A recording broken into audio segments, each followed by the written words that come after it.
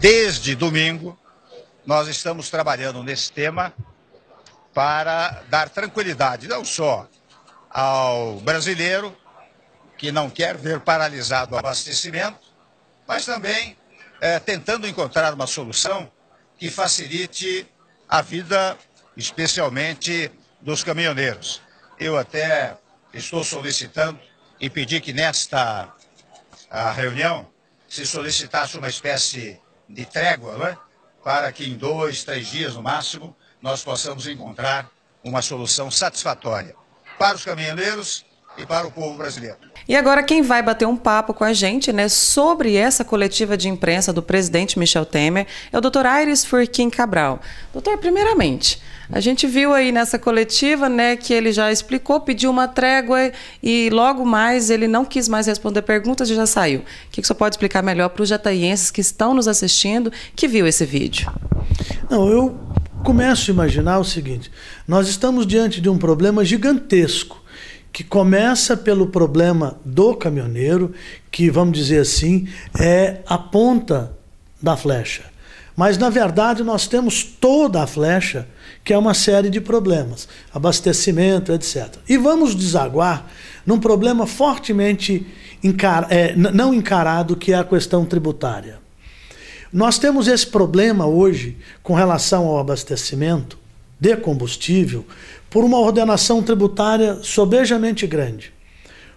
Se nós começarmos, o presidente acenou assim, com uma mãozinha muito discreta, com a redução da CID, que é um imposto que recai sobre os combustíveis. Isso representa 5 centavos, quer na gasolina, quer no diesel. Ou seja, não muda nada. Em que pese o presidente ainda ontem ter sido contrariado, porque o Congresso votou na Câmara a extinção definitiva da CID como imposto sobre combustíveis. Só um minutinho, só para a gente entender melhor. Aí, o gesto que a Petrobras fez tem que ser entendido também como um gesto subsistente da vontade do governo. Eu vou dar um desconto de 10% por 15 dias. Ele disse com uma palavra 2 coisas. Estou reduzindo o poderio da empresa e estou fazendo aquilo que você quer, escalonando a alta para que você possa se programar. Mas tudo isso, num universo tão complicado como vivemos, é uma decisão infimamente tímida. E ainda há um detalhe. Anunciado ontem, na tarde, essa atitude da Petrobras, as bolsas do mundo, em especial a de Nova York, estava aberta e fechou, daí 40 minutos depois, já com uma queda nos papéis da Petrobras em 13%. Isso quer dizer o quê? Que o mundo que põe dinheiro na Petrobras entendeu que nós estamos usando uma empresa para poder bancar o jogo de um governo. Isso, num lado, é horrível, mas no outro lado já nos dá um alento. A Petrobras não é mais aquele frangalho que existia há mais de 2 anos atrás. Ela já consegue ajudar o governo a encontrar, ou pelo menos, a buscar uma solução. Certo, o senhor falou aí da flecha, né, que é simplesmente a ponta, né, e a gente sabe que tem várias outras coisas. A gente viu que essa greve dos caminhoneiros não é só pelo combustível, são várias coisas. Até em off o senhor explicou para a gente melhor, né, sobre o custo de uma viagem, sobre o custo da parcela de um caminhão, sobre os pedágios pagos. Então, é muita coisa, é muito tributo, é abusivo até, né, doutor? Mas a greve nos leva a ter uma percepção do que acontece, mas nos leva também a olhar só a questão do transporte. Nós temos que fazer uma outra conta, que aproximadamente de 58% a 60% do PIB do país, ou seja, do dinheiro que nós temos, vem do campo. E o campo não roda sem diesel. Se nós tivermos uma ideia real do que acontece, tudo que comemos está aproximadamente 25% mais caro nos últimos 3 anos, só com relacionado ao diesel. Ou seja, nós estamos diante de um problema de desabastecimento emergente, porque, vamos dar um exemplo mais palpável, sem o diesel não tem o caminhão, mas não tem a indústria funcionando, porque aquele que produz não faz chegar na indústria. Não sei, mas a maioria deve ter visto ontem jogando leite fora. Nós temos hoje que fazer uma outra conta. Nós somos 300 milhões de habitantes. Então o cinturão verde, hortifruti granjeiro, é enorme. E esses produtos são extremamente perecíveis. O tomate tem uma vida útil depois de pronto de até 7 dias.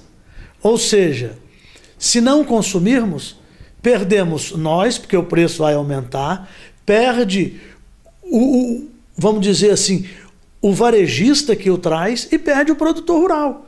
Então, esta é uma greve legítima, ela faz sentido, mas ela tem que ser vista com muito mais amplitude.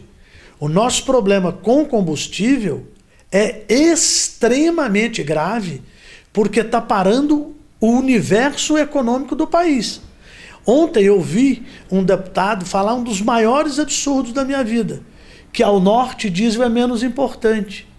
Ele não tem noção que 81% do transporte realizado na região norte é por barcos movidos a diesel. Então, o que nós precisamos ter consciência? É que nós temos que resolver os problemas. Não vai ser hoje, não vai ser amanhã. Eu acredito que é algo em torno de 10 a 12 anos. Mas se não começarmos a resolver agora, não adianta imaginar. É igual, a reforma da Previdência presta? Não sei se presta, a que tínhamos em mente. Mas, se não resolvermos uma reforma, vai quebrar. Então não adianta ficar julgando para amanhã. Eu acho que é o momento de assentarmos e começar a ver o universo dos nossos filhos. Porque possivelmente daqui 10 anos eu já estarei na reta final de trabalho. Vocês ainda jovens não. Mas e os meus filhos? Quais perspectivas têm? Adianta só eu aposentar e ele não ter como aposentar?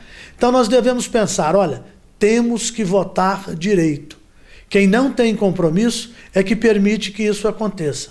Lembrando, quem já está aí já não tem mais gasolina. Certo. Doutor, a gente viu que essa paralisação em todo o Brasil, né? Inclusive aqui em Jataí, a paralisação conta com vários apoiadores, né? Vários empresários aí apoiando, inclusive produtores rurais, né? Levaram suas máquinas no apoio. O senhor acredita aí que o brasileiro chegou no seu limite de tanto tributo, tanta coisa aí cobrada, abusiva? Eu só vou poder te dizer isso com segurança em outubro. Como que votou o brasileiro? Se ele votou com consciência, se ele votou naquilo que precisa, e não no amigo, e não naquele que faz favor, a coisa vai melhorar. Eu acho que a nossa vida resume o seguinte: se pensarmos no coletivo, tem saída fácil. Se pensarmos no individual, vamos cada vez mais para o fundo do poço. Você acredita que essa paralisação, nós conseguiremos aí essa redução dos combustíveis ou não?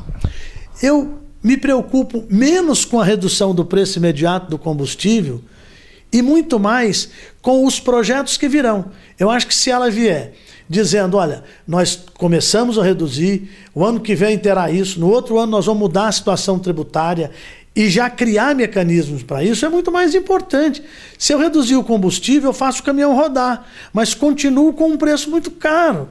Não é para o caminhão, mas é porque eu como, porque eu visto, enfim, para a minha vida. Certo. Doutor, a gente vê aí, né, em outros países que vários produtos têm um determinado preço que quando chega aqui no Brasil é 2, 3 vezes mais caro. Explica para a gente o porquê dessa transformação quando chega aqui no Brasil.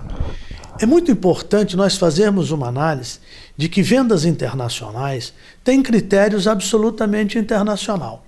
Eu vi ontem uma reportagem falando que a nossa gasolina chega a menos de 1,80 na Bolívia. Mas esta não é uma gasolina vendida diretamente. Existe um permeio de troca por gás natural. E nós hoje recebemos o gás mais barato do que a Argentina e do que o Chile da Bolívia.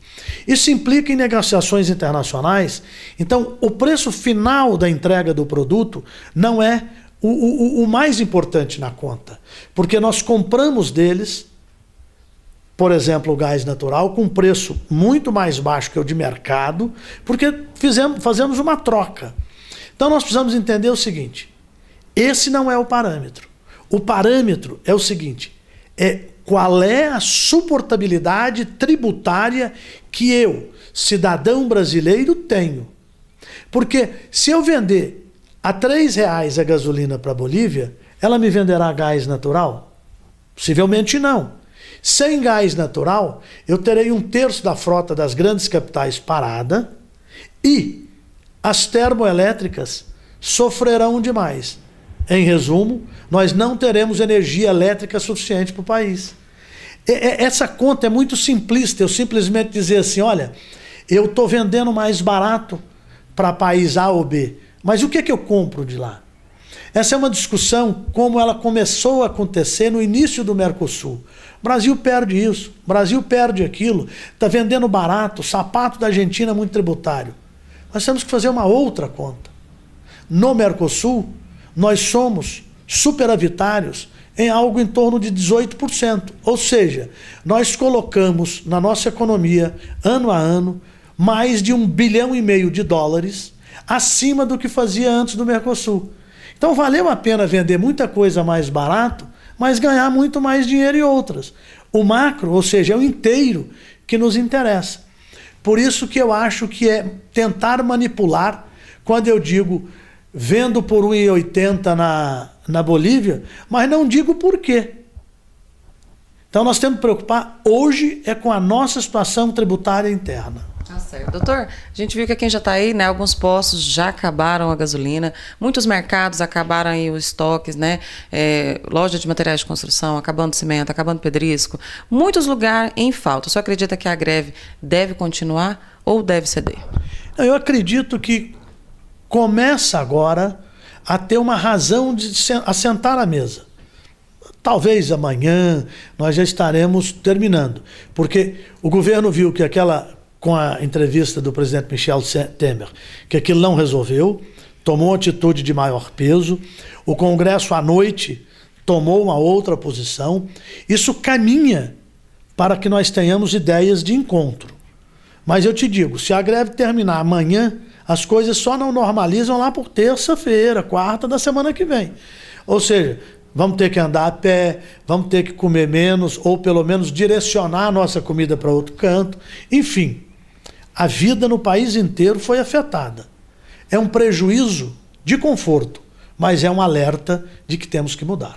Nossa, doutor, agora para finalizar, o senhor quer deixar algum recado especial para os jataienses, né? Principalmente agora nessa época de eleição?